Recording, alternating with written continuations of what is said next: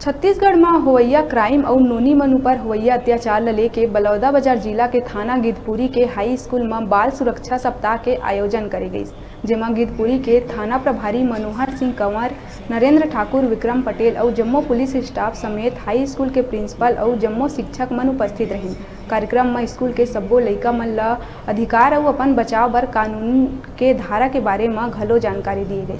थाना और school staff द्वारा कार्यक्रम के समापन करे गई। साथ में स्कूल के लइका मन पंथी, कर्मा, सुआ नृत्य समेत कई तरह के नृत्य प्रस्तुत करी।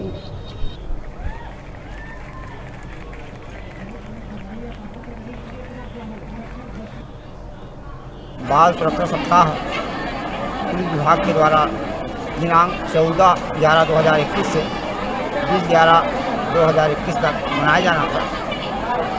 14/11 से आज दिनांक 20/11 तक अलग अलग स्थानों में स्कूल में जाकर आम जनता एवं छात्र छात्राओं को बूथ टच, वेट टच, साइबर सेल अपराध संबंधी, मानव तस्करी संबंधी, बाल श्रम संबंधी, यातायात संबंधी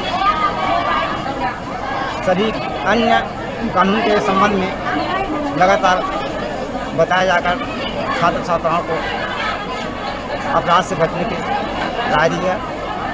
आज दिनांक समापन कार्यक्रम में शासकीय माध्यमिक शाला